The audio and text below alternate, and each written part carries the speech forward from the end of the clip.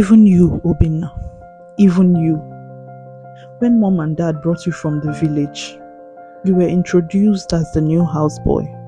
Seeing how tattered you were with clothes that had big holes, I instantly took pity on you. I vowed I would make you the brother I never had.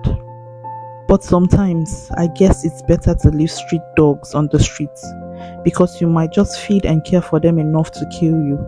And that was the case of Obinna, our houseboy. I was the only child of Chief and Mrs. Akabueze. Growing up, I understood that my mom had fertility issues that deprived her from having other children. My auntie Ify on several occasions called me a miracle child. It was obvious because I was the only child of my parents. My father was a successful businessman and he owned a lot of companies. My mom was what you could easily describe as an Odogu's wife. She barely left the house, but I understood that she had a couple of businesses under her control.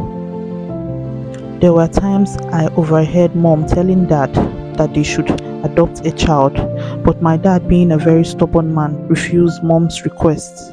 But everything changed the moment you stepped foot into our house, Obinna. I saw you and my heart fell in love with you. You were brought to serve.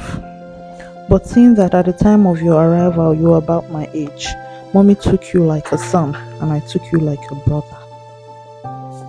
Obinna, saying that his identity had been revealed, shivered with fear as one of the boys he came with encouraged him to pull the trigger.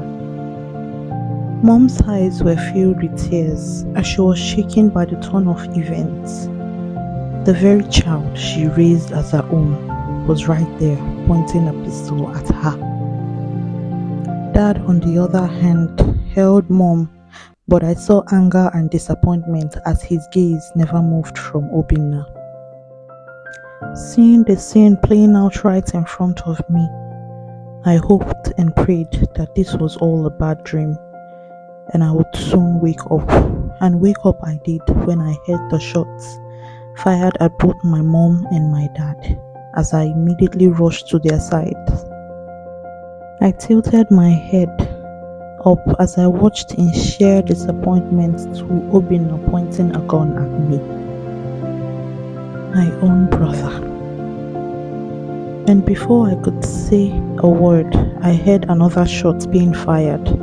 I looked down to see that I was bleeding profusely from my stomach as I managed to see Obi, my brother. I fell down to the floor, and slowly I felt darkness take over the bright lights that illuminated from the chandelier.